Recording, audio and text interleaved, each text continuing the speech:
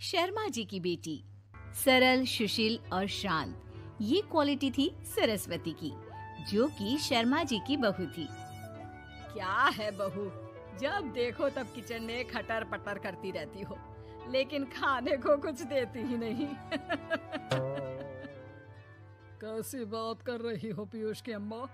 सुबह से 4 कप चाय, 2 बार नाश्ता और इतनी सारी बहू के हाथ की नमकीन तो खा चुकी हो, फिर भी ऐसा बोल रही हो? अरे कुछ तो डरो ऊपर वाले से। तभी वहाँ पीयूष आ जाता है। क्या है सरस्वती, इतनी देर लगती है क्या टिफिन बनाने में? एक काम है घर का तुम्हारे पास, वो भी नहीं कर पाती हो वक्त पर। आपका टिफिन टेबल पर रखा है और नाश्ता भी, बाकी का सामान बेड पर रखा है और अब मैं मंदिर जा रही हूँ। सरस्वती मंदिर चली जाती है। उसके जाने के बाद घर में, यार माँ कैसी गवाह लड़के से शादी करा दिया है। मंदिर, पूजा, किचन और सास ससुर के सिवा इसे कुछ दिखता ही नहीं है कि कैसे खुद को स्मार्ट बनाकर रहना होता है, कैसे लोगों से जुड़ना है, बातें करनी है, ऐश करना है। अरे पैसा बचाओ, और कुछ आता ही नहीं इस लड़की को। जो क्वालिटी तू गलत तरीके से बता रहा है ना, दरअसल एक अच्छी गृहिणी की वही सारी अच्छाई होती है बेटा। घर को चलाना, समाज में इज्जत दिलाना और घर वालों का ख्याल रखना, और चाहिए ही क्यों? अरे क्यों नहीं चाहिए कुछ और? लड़की ऐसी होती है कि घर आए तो पूरा घर बदल कर रख दे, सभी को खुश रखे। लेकिन बहू के अंदर तो ये सारी क्वालिटी है ही नहीं। अरे खुश तो उन्हें रखा जाता है जो खुश रहना जानते हैं। तुम लोगों को तो कोई खुश नहीं कर सकता। पिताजी, अब आप ही लोग सोचिए, क्योंकि मैं किसी और से शादी करना चाहता हूँ। आप लोगों को बहू के साथ रहना है या मेरे साथ? क्योंकि मैं अब इसके साथ नहीं रह सकता। मैं बहू को नहीं छोड़ सकता। उसके मरते पिता को मैंने वादा किया था कि मैं उसे बेटी बनाकर रखूंगा। तो ठीक है ना माँ, तैयार कर ले अपना सामान, हम दोनों किसी और घर में रहने चलेंगे तेरी नई बहू के साथ। अरे हाँ बेटा, वही ठीक है, लेकिन मैं तेरे पिता के बिना भी तो नहीं रह सकती। तो मेरे बिना रह सकती हो? ठीक है, मैं अकेले ही चला जाता हूँ। बेटा वहाँ से चला जाता है, लेकिन सास का दिल नहीं लगता। बहू मंदिर से भी हो आती है और फिर, माँ, पिताजी, खाना लग गया है, खा लीजिए। हाँ, तुझे बस आता ही क्या है, खाना बनाना और खाना खिलाना। अरे सुन, मेरे सारे कपड़े पैक कर दे। क्यों माँ जी, कहीं जा रही हैं क्या?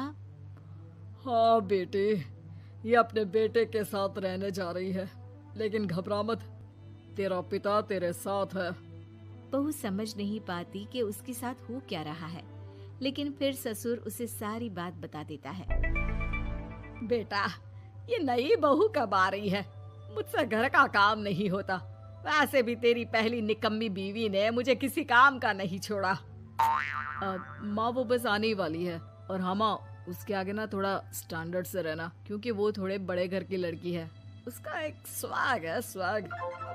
तभी वहाँ एक बहुत सुंदर सी लंबी सी लड़की आती है। हे पीयूष, भागकर कैब से मेरा सामान ले आओ, और हाँ प्लीज एसी ऑन करके जाना।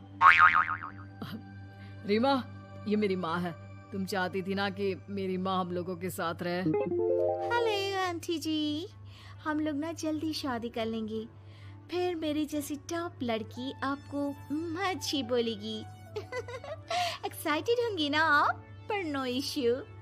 पीयूष, सामान ले आओ ना, एंड आंटी आप पानी ले आइए प्लीज। माँ को तो समझ में ही नहीं आता कि वो क्या करे।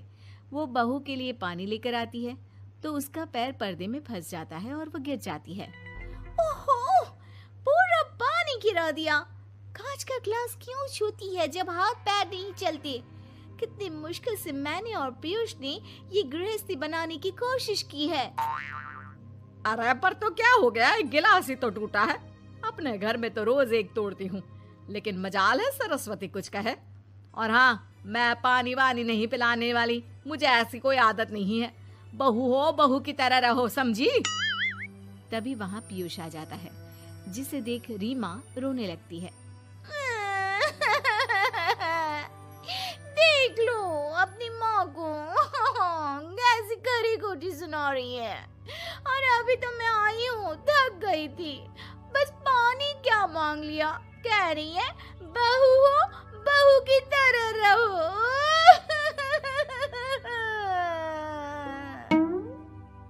अरे यार माँ, समझा कर लाया था ना कि कैसे रहना है। माँ ऐसा करोगी तो मैं भी नहीं रख पाऊंगा तुमको हमारे साथ। वैसे भी आप ये समझो कि रीमा ने खुद कहा था कि माँ को साथ रखना। अरे हाँ हाँ बेटा, वो सिर्फ इसलिए कि मैं घर का सारा काम करूं, बैठे बैठे इस महारानी को खाना पानी दूं। वैसे भी मैं जा रही हूँ, मुझे तो इस लड़की की शक्ल भी अच्छी नहीं लग रही। मेरी सरस्वती के आगे तो ये कुछ भी नहीं है। निकलो निकलो यहाँ से। मैंने सोचा था बिना पैसे का नौकर मिल जाएगा, लेकिन नहीं। कुछ लोगों को आदत होती है फ्री की रोटी खाने की। निकलो यहाँ से। पीयूष, धक्के के मार कर निकालो इस औरत को यहाँ से। अरे ये कैसी बात बोल रही हो रीमा? ये माँ है मेरी। माँ ना थोड़ी जिद्दी है। अरे वाह बेटा वाह, अभी भी तुझे मेरी ही गलती दिख रही है ना? कोई बात नहीं। माँ वापस घर आ जाती है। बहू, मुझे माफ कर दे बेटा, वो तो शैतान का नानी है। माँ, मैं उनके बारे में कोई बात नहीं करना चाहती। ये मेरा मायका है। अब आप लोग मेरे माता पिता। मैं हमेशा यहीं रहकर आप लोगों की सेवा करूंगी।